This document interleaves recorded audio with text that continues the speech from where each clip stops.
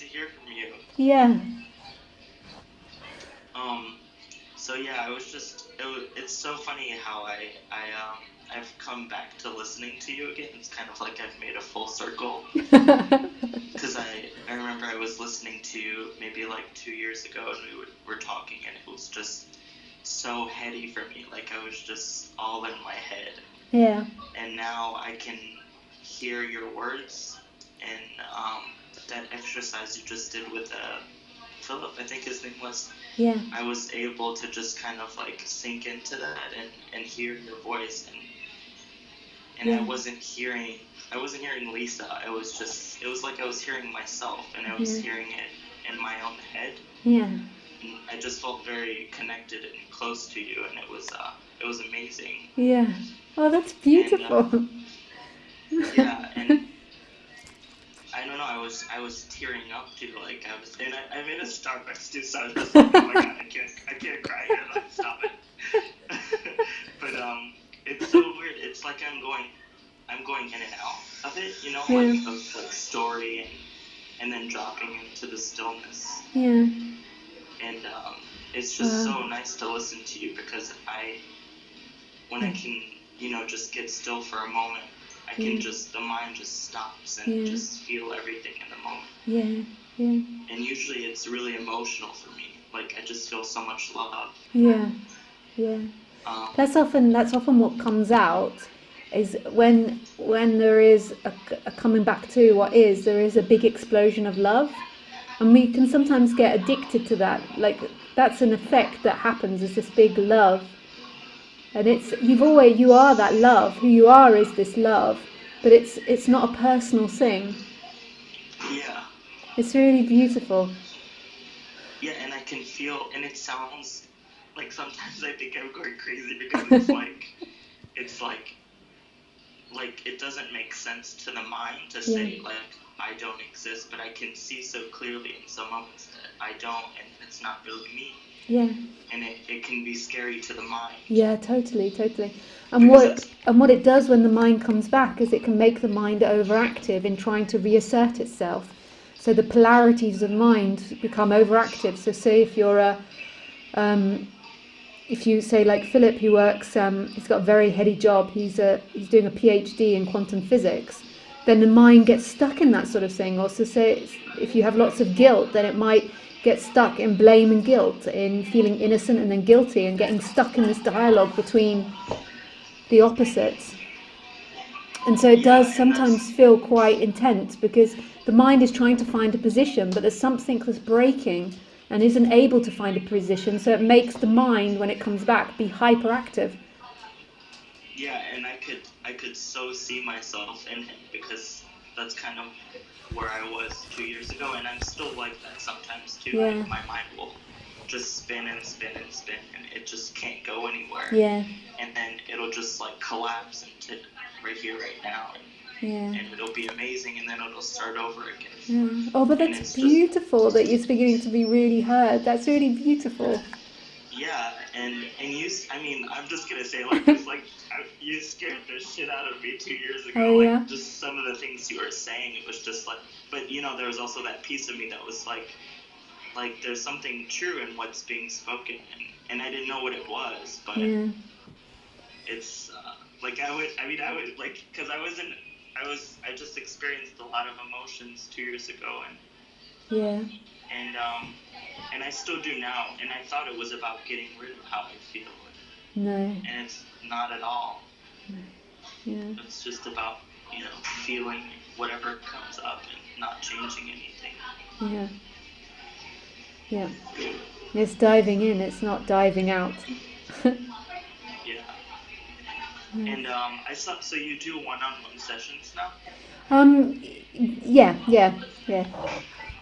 Cool. Yeah, I was, remember when I first started listening to you, it was very hard, because I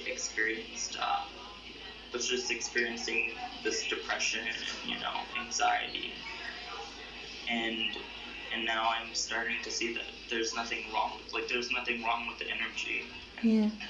it's okay to be there. Yeah, and it is all energy. Some energy is painful and some energy is pleasurable. Our suffering comes from the one that's interpreting it and trying to fix it and trying to make it a certain way. It really is seeing that it's all illusory. All of this is illusory. Like, it's not saying don't feel those feelings. It's saying that they're not true.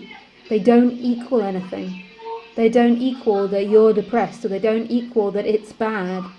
They don't equal that when you really go into it, it's actually a mystery.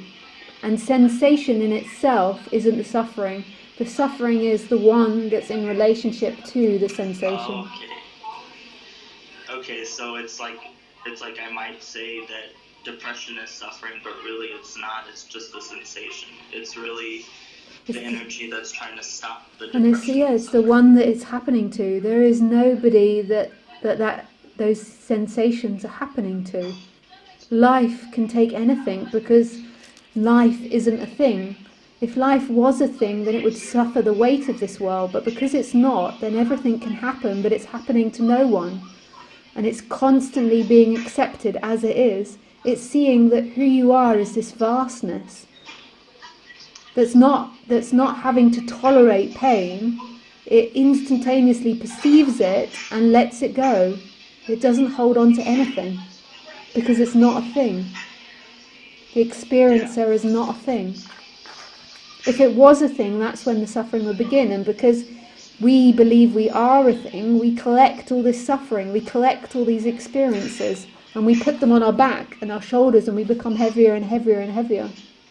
Yeah, that's exactly how it feels. Yeah. And I mean, to that piece that I spoke about, like going in and out. Yeah. It's like, it's scary and kind of exciting at Yeah. the same time, because like I can like drop in and hear you. Yeah. And then I'll go back into the mind. Trying to work it out, yeah. So it's like I hear you, and then I go back into it's Lisa, and then there's a me, and then there's a Lisa. Yeah. So it's so weird. It's like I don't know how to describe it, but I'm like going in and out of the mind. Yeah. And it's cool, and it's crazy. Yeah. Oh, no. And sometimes when I watch your videos and I just get still, it's like I'm listening to myself. It's so beautiful. Because that's exactly it. When there's nobody there listening to a Lisa out there, it is yourself speaking. Everything is yourself as this hugeness, not as that limitation. So it is yourself speaking, and it's like, it's so intimate. It's like you're making love to yourself. It's like this words are you. It's so intimate. Yeah, and then I come in with it's Lisa. Yeah, and then whoop, and then I'm exactly. here. It's like that. It's like that. What you just said, the whoosh. It's like then I'm separate. Yeah. But I'm not really. No. Wow.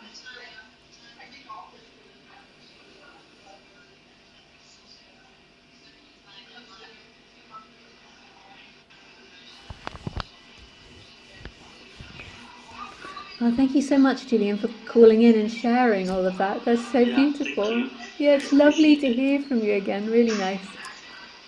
What's that? It's lovely to hear from you again. It's really nice. Yeah, you too. Oh. I'm so glad I called. Oh, thanks, Julian. Bye, sweetie. Bye.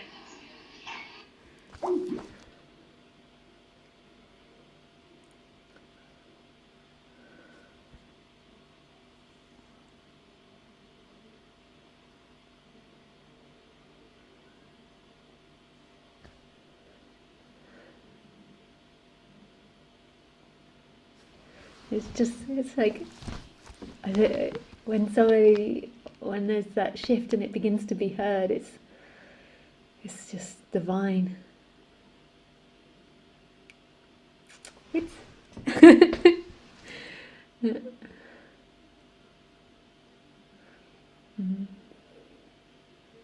It's like myself celebrating, like he said. When there's not that separation, and you hear other people, it's like my self celebrating.